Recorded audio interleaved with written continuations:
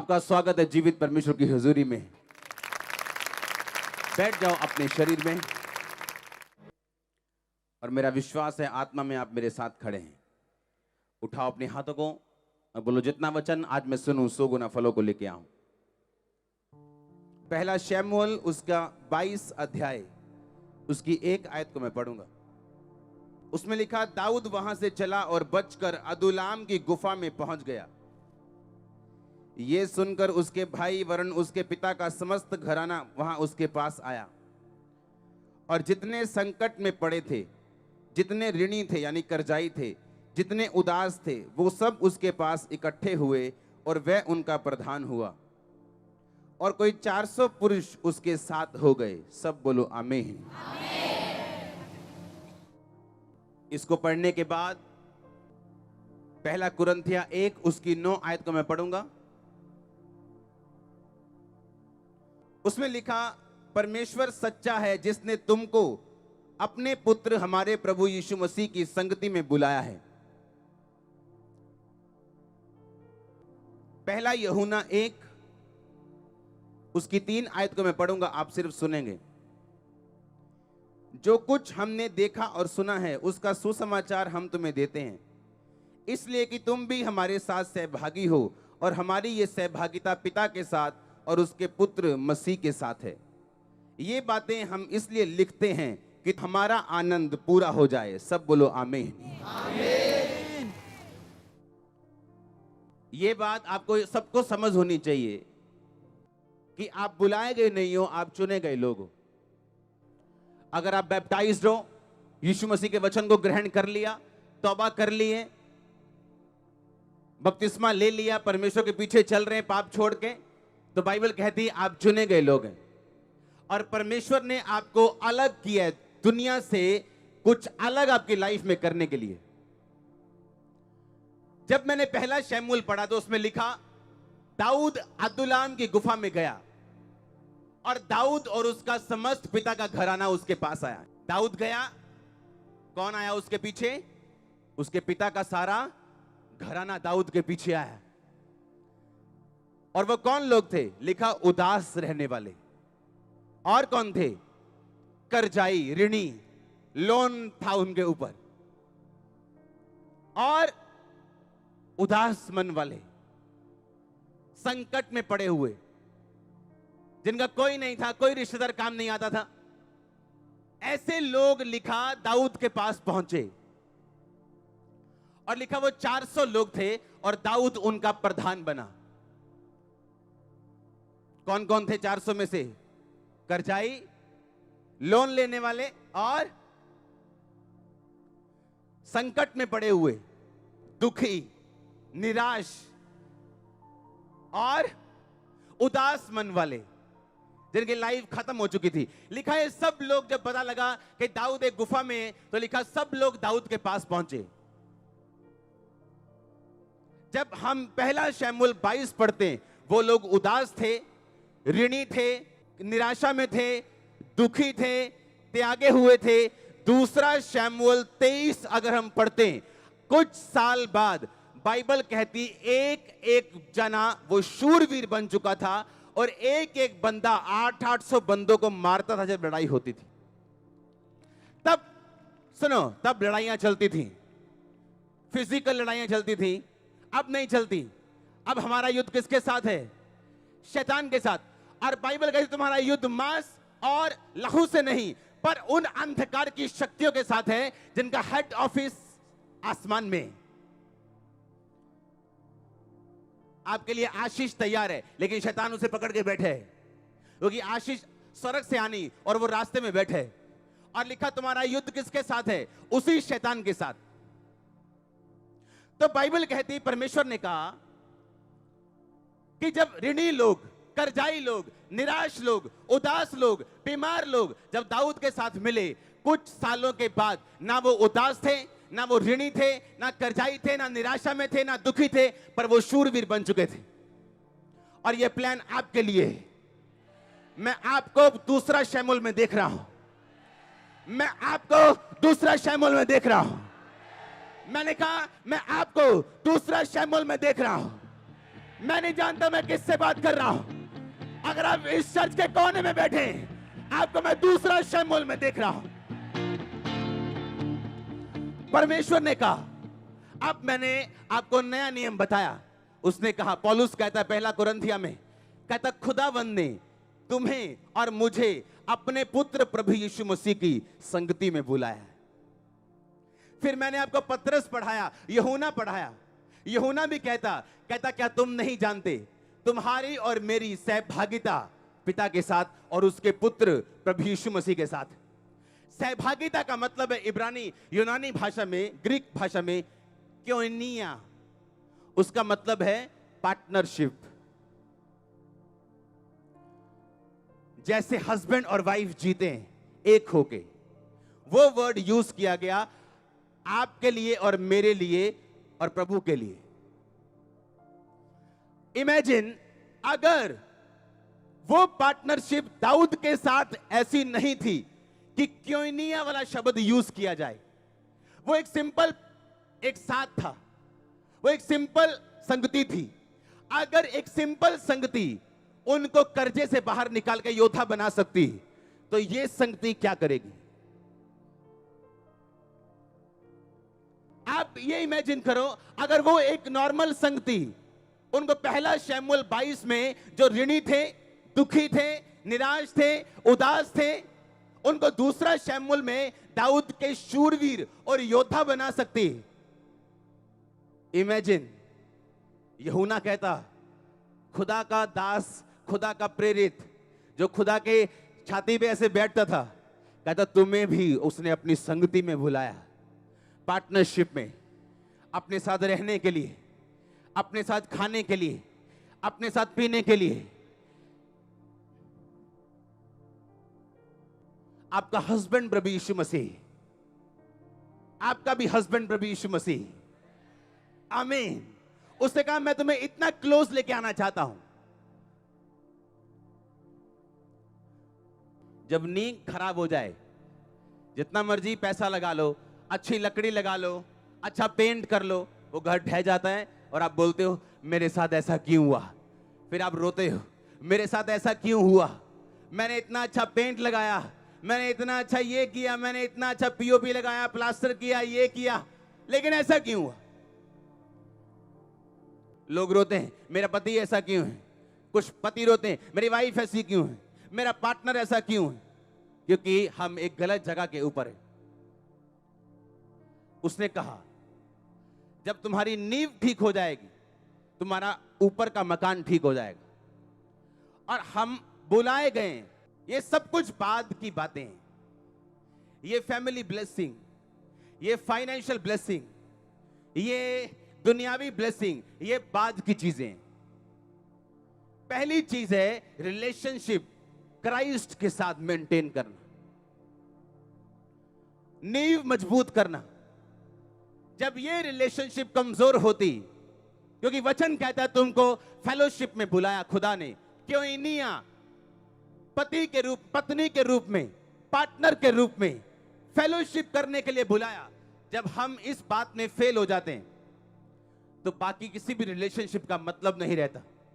वो हमें निराश करती, उदास करती, एक्सपेक्टेशन पे खरी नहीं उतरती, क्योंकि जिस काम के लिए हम बुलाए गए वो है परमेश्वर के साथ रिलेशनशिप बनाना, उसके साथ संबंधों को मजबूत करना और अपने संबंधों को बना के रखना, कायम रखना। जब मेन मुद्दा गायब है, जब नी गायब है, जितना मर्जी फिर पैसा लगा लो, उस मकान को आप बनाने का फायदा नहीं होगा। वो ढहेगा, आप दुखी होंगे उस बिजनेस के लिए, अब बच्चों के लिए, वाइफ के लिए, हस्बैंड के लिए, भाई के लिए, बहन के लिए, आप दुखी होंगे फिर। और परमेश्वर आपको कहता है दुखी होने की जरूरत नहीं, अपनी नींव ठीक कर, क्योंकि तुम मेरे साथ रिलेशनशिप करने के लिए पहले बुलाया गया, पहले तू मेरे साथ संगति में बुलाया गया, बाकी सब काम बाद में। और जब परमेश्वर के साथ आपकी रिलेशनशिप बनती और स्ट्रांग होती, ये इम्पॉसिबल है आप फेल हो जाएं। अपने फाइनेंस में, अपनी फैमिली में, अपनी लाइफ में, सेहत में, किसी भी चीज में, मैंने कहा ये इम्पॉसिबल आप फेल हो जाएं। परमेश्वर ने कहा मैंने तुम्हें अपनी संगति में बुलाया। अगर आप पार्टनर के साथ हैं अगर आप अपनी वाइफ को चीट करें तो खुदा आपको छोड़ता नहीं। परमेश्वर कहता मैं तेरे साथ उसी पार्टनरशिप में हूं, तो मुझे छोड़ और किसी को खुदा मत कहना, नहीं तो तू मेरे साथ पार्टनरशिप में गलत है। हां, उसने कहा तुम वाइन मत पीना, उसने कहा पर पवित्र आत्मा से भरपूर होते जाना। हालेलुया। परमेश्वर नहीं चाहता आपकी लाइफ में कोई भी चीज प्रथम स्थान में रहे। वो आपका लस्ट हो, वो आपका भाई हो, वो आपकी कोई भी चीज हो, पैसा हो, उसने कहा मुझे प्रथम स्थान पे रखना। जब परमेश्वर के साथ आपका संबंध कायम होता है, ना तो कर्जा रहता है, ना आप उदास रहते हैं, ना आप दुखी रहते हैं। मैंने कहा ये चीजें होती हैं और हायर मेजर में होती हैं, क्योंकि अगर दाऊद के लोग इन चीजों से बाहर आए, जो पुराने नियम का दाऊद था, जब हर एक के ऊपर आत्मा नहीं उतरता था, जब लिमिटेड ग्रेस थी, अब जो अबंडेंस ग्रेस का टाइम है, अब जब बहुतायत के अनुग्रह का टाइम है, सोचो अब जो लोग परमेश्वर के साथ संगति करेंगे क्या होगा उनके साथ। इमेजिन करो, इमेजिन करो, अगर आप उसके साथ पार्टनरशिप में जाएंगे, आप उससे रोज प्रार्थना करेंगे, आप हिलेंगे नहीं, अड़े और खड़े रहेंगे। जब परमेश्वर नहीं बोलता तब भी वो कुछ बोल रहा होता है, जब वो प्रार्थना का जवाब नहीं देता तब भी वो कुछ कह रहा होता है। वो आपके दिमाग को देख रहा होता है, आपके दिल को देख रहा होता है, क्या आपकी सहभागिता उसके साथ सच्ची है, वो ये देख रहा होता है, क्या आप जेन्युइन हैं, वो देख रहा होता है। परमेश्वर आपके कर्जों को यूज करता है आपको अपने पास बुलाने के लिए, वो आपके दुखों को यूज करता है, आपकी निराशा को इस्तेमाल करता है, वो आपकी चीजों को यूज करता है आपको संगति में लेके आने के लिए। और जब आप एक बार संगति में आ गए और आपने वचन समझ लिया, तब आप और आपका परमेश्वर, आप उस वॉक पे, उस डिवाइन ईश्वरीय वॉक पे जाते हो। उस वॉक में दुनिया की हर उत्तम चीज आपके साथ रहती है, पर उस वॉक में निराशा भी आती है, उस सैर में आपको दुखों का सामना भी करना पड़ता है, उस सैर में फिर निराशा भी आती है, दुख भी आते हैं। लेकिन एक समय आएगा, मैंने कहा एक समय आएगा, आप जहां जाएंगे वहां ब्लेसिंग होगी। आप उठेंगे तो ब्लेसिंग से उठेंगे, सोएंगे तो ब्लेसिंग से सोएंगे। आमीन। ऊंचा आशीष ऊंची चर्च। मैं आज तक ऐसे लोगों से नहीं मिला हूं, कम लोग मिला हूं जो मेरी तरह निराश थे 2004 की तरह। आपको नहीं मालूम आत्महत्या करने का के करीब पहुंचना, इसका महसूस क्या होता है। अपनी फैमिली को देखना दूर से और ये सोचना कि कल ये दोनों मुझे जब नहीं देखेंगे तो कैसा रोएंगे। आपको नहीं मालूम ये फीलिंग, बहुत कम लोग जानते होंगे। और बीमारियां रहना, डॉक्टर से इलाज ना होना, कुछ भी आपके सामने नजर ना आना, और आपको मालूम हो कि यीशु मसीह कोई जीवित परमेश्वर है जो मुझे समझ सकता है, जो मुर्दा नहीं है, जो मेरी प्रार्थना सुन सकता है, जो किसी धर्म का नहीं है, जो यीशु मसीह धार्मिकता का है। उस दिन उसको फॉलो किया, आज कुछ प्रॉब्लम नहीं, वो सब खत्म हो चुके हैं। सेम अनॉइंटिंग आपकी लाइफ के ऊपर है। शैतान जानता है, उसे मालूम है कि एक बंदा अगर संगति में घुस गया, डिवाइन असाइनमेंट में घुस गया, ये सेम रहने वाला नहीं। उसे मालूम है, वो कोशिश करता है उस असाइनमेंट से लोगों को परे करने की। उसे मालूम है यहां जो ये पा जाएगा, इसको मैं जाता नहीं पाए। हालेलुया। क्योंकि जब जब आप प्रार्थना करेंगे, खुदा एक आदमी भेजेगा आपके पास, और ये बिब्लिकल है। जब जब आप प्रेयर करेंगे, आप प्रार्थना करेंगे, आप अपने आप को चर्च में बैठा हुआ प्रार्थना का उत्तर पाते हुए देखेंगे। आपको संगति में बुलाया गया, आप उसकी वाइफ हैं, आप जीसस क्राइस्ट की वाइफ हैं। उसने कहा तू मेरी वाइफ है, तेरा और कोई पति नहीं, तू मेरी वाइफ, तू मेरी संगति में बुलाई गई। अगर दाऊद की संगति के लोग शूरवीर बन सकते हैं, मैं तेरा क्या हाल करूंगा। अगर एक दास की संगति में लोग ऐसे हो गए, तो परमेश्वर ने कहा मेरी संगति में तुम कैसे होंगे। आप परफ्यूम की दुकान पे जब काम करते हो, जब बाहर निकलते हो, बिना परफ्यूम लगाए आपसे परफ्यूम की स्मेल आती है, क्योंकि सारा दिन आप सेंट के पास रहते हो। उसी तरह जब आप प्रार्थना में रहते हो, परमेश्वर की संगति में रहते हो, आपको बताने की जरूरत नहीं परमेश्वर आपके साथ है या नहीं, लोग स्मेल ले लेंगे ये खुदा इसके साथ है।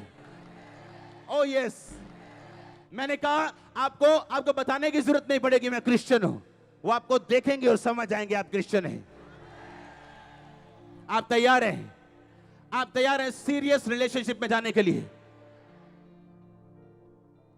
कुछ लोग व्यभिचारी होते हैं, वो इकट्ठी रिलेशनशिप में होते हैं, उसके साथ भी, और परमेश्वर कहता व्यभिचारियों की बेइज्जती इस दुनिया में कभी खत्म नहीं होगी। उसने कहा अपने अंगों को वेश्या के अंग मत बनाओ, बल्कि अपने अंगों को धर्म के हथियार होने के लिए परमेश्वर को सौंप दो। आप ध्यान से समझो, जैसे आप संगति में जाते हैं, हां, जैसे एक मोबाइल चार्जर की संगति में जाता है, क्या होता है फिर वो? हां, चार्ज होता है वो। किसी को सिर दर्द है, ये 1 नंबर की बीमारी है। कितने नंबर की? किसी को माइग्रेन है, ये 5 नंबर की बीमारी। हाँ, किसी को उसके ऊपर रीढ़ की हड्डी के रोग हैं, ये 15 नंबर की बीमारी। किसी को कैंसर है, ये 25 नंबर की बीमारी। हाँ, अब मान लो आपको अपने किसी दूर बैठे रिश्तेदार के साथ 1 घंटा बात करनी, आप कम से कम 15 मिनट फोन चार्ज करोगे।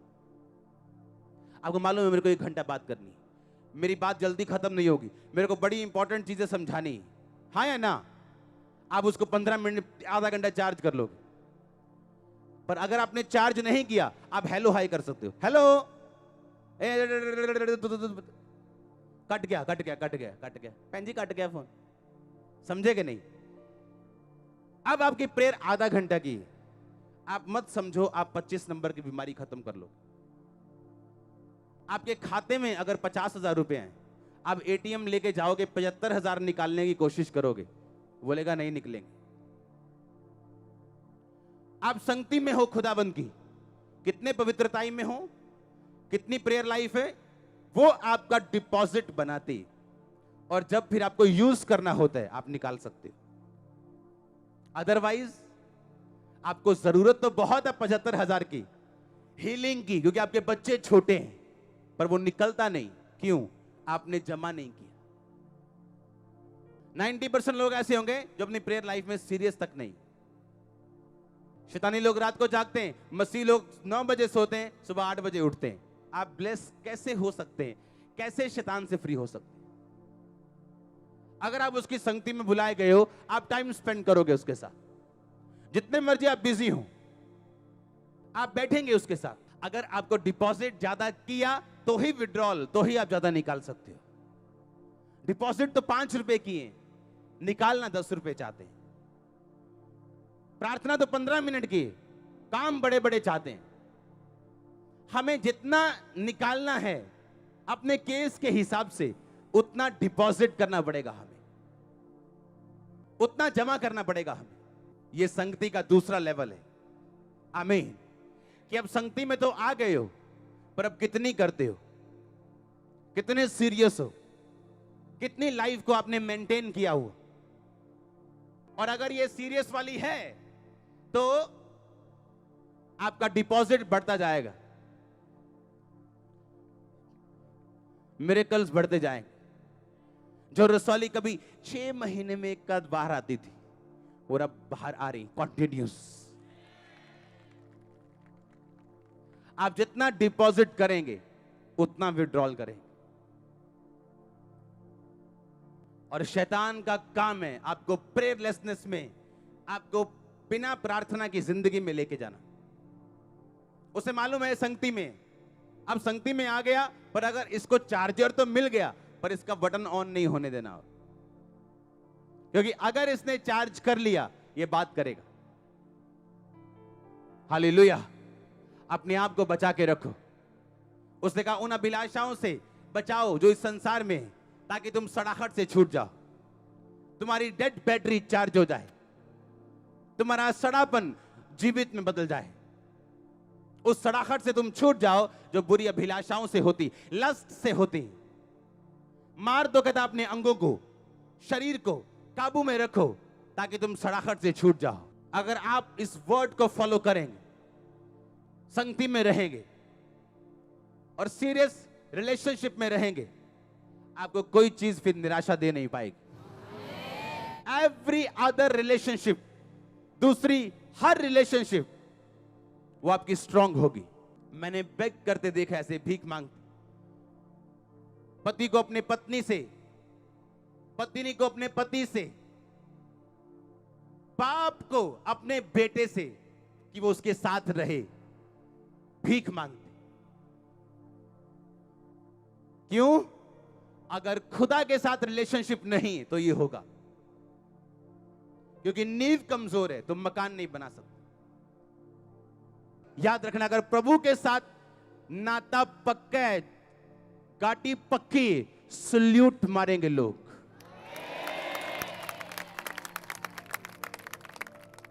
याद रखना ये बात, मायने ये रखता है आपका खुदा के साथ संबंध कैसे। क्योंकि मैंने औरतों को कंप्लेंट करते देखा है, मेरा हस्बैंड मुझे लव नहीं करता। बंदों को देखा है, मेरा बेटा मेरे कहने में नहीं। आपको बेग करने की जरूरत नहीं,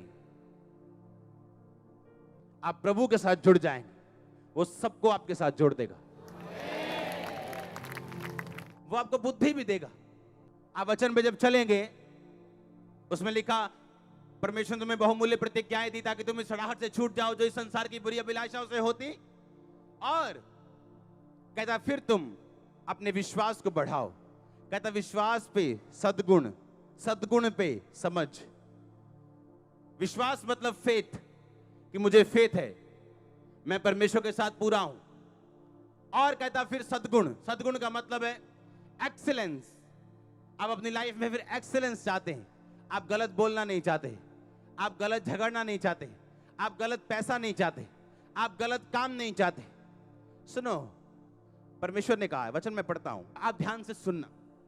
कहता है इस कारण तुम सब प्रकार का यत्न करके विश्वास पर सद्गुण, सद्गुण पर समझ, सद्गुण पर विश्वास आपके अंदर है कि नहीं?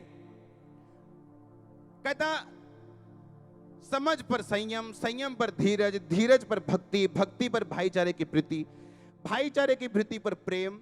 और यदि ये बातें तुम में वर्तमान रहें और बढ़ती जाएं, तो तुम्हें हमारे प्रभु यीशु मसीह की पहचान में निकम्मे और निष्फल नहीं होने देंगे। कुछ विश्वासी निकम्मे, कुछ प्रचारक निकम्मे। मैं रीजन बताता हूं क्यों। कहता तुम, अगर ये बातें तुम में वर्तमान रहें और बढ़ती जाएं। कौन सी बातें? विश्वास। कहता जब विश्वास आ जाए, कहता विश्वास पर सद्गुण, सद्गुण का मतलब है एक्सीलेंस, एक्सीलेंस। चाहे तुम 5,000 रुपए की जॉब कर रहे हो और तुम्हें 200 कमाने का एक्स्ट्रा मौका मिल रहा है गलत काम करके, तुम नहीं जाओगे, क्योंकि तुम एक्सीलेंस में, सद्गुण में जीना चाहते हो। आप समझ रहे मेरी बात को? Excellence, pursue it. कहता इसको खोजो। 2007 में इस खामरा गांव में मैं आया, जब घर आया मेरा यहां पे, एक छोटा सा मेरा फैमिली प्लॉट था 20 मरले का। वहां पे चर्च लगती थी, क्योंकि ऊपर जो रेंट का घर था वो भर गया था, अब नीचे आना पड़ा था। वो हमारा अपना प्लॉट था, फैमिली प्लॉट, वो हमने चर्च को दे दिया, वहां चर्च लगने लगी। उसके बाद एक सामने ग्राउंड थी, वहां पे ग्राउंड पे वो लोग इतने बढ़ने लगे 2009 में, मुझे ग्राउंड भरनी पड़ी सामने की।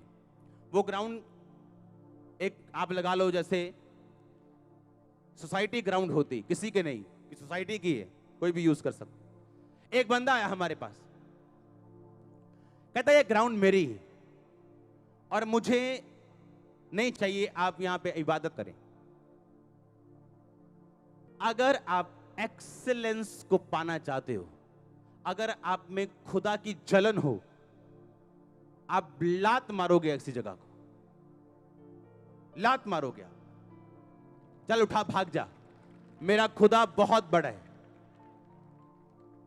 वो सिर्फ 26 मरले थी जगह, और हमने उससे कहा ओके, कोई बहस नहीं कि मुझे 6 महीने का टाइम दे दो जी, मैं केस कर दूंगा जी। नो, हमने उसको बोला ठीक है, ये सामने वाला प्लॉट हमारा है, जहां हमारा पुलपिट लगता है, लोग बैठते हैं, यहां ओवरफ्लो बैठते हैं, पर हम ये जगह खाली कर देंगे। हमने जगह ढूंढनी शुरू की, कोई रेंट पे मिल जाए इधर आसपास, जहां जाना लोगों ने मना कर देना, इधर उधर। फिर एक परमेश्वर ने अपना डिवाइन हेल्पर भेजा, एक क्रिश्चियन बंदा, डॉक्टर, जिनकी जहां पे जगह थी खामरा में। फिर वहां पे वर्शिप स्टार्ट हुई और हम वहां से उठ के यहां पे आए। यहां नहीं, जहां पहले चर्च लगती 2012 में, कुछ लोगों को मालूम होगा। इमेजिन करो अगर उस 26 मरले की जगह के लिए मैंने उस पर केस किया होता तो आज मैं यहां ना होता।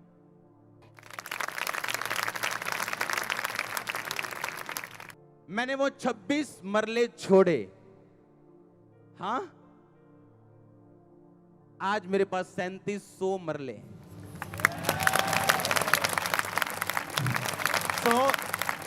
100 गुना से ज्यादा। इमेजिन करो अगर मैंने केस कर दिया होता, स्टे ले लिया होता। आप समझ रहे हो मेरी बात?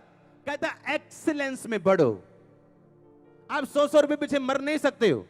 ये 2 मरले के प्लाट के पीछे परमेश्वर को नीचा नहीं कर सकते हो। एक्सीलेंस में बढ़ो, खुदा पे भरोसा रखो।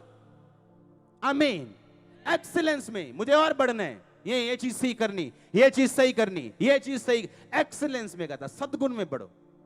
ये हिंदी वाला वर्ड थोड़ा सा प्यारा सा लग रहा है, सद्गुण, पर ये ऐसा है नहीं। कहता एक्सीलेंस। हमें अविश्वासी को बताना है हमारा खुदा पावरफुल है। तो 26 मरले लेने आया, डोंट वरी। और आज भी हमारे उसके साथ दोस्ती है, कोई लड़ाई नहीं, प्यार करते हम। वो भी ध्यान देते कि यार एक बार बोला इनको, लोग इनके हैं, मेजॉरिटी इनकी है, हमें एक बार भी नहीं बोला कि नहीं हमें जगह दे दो।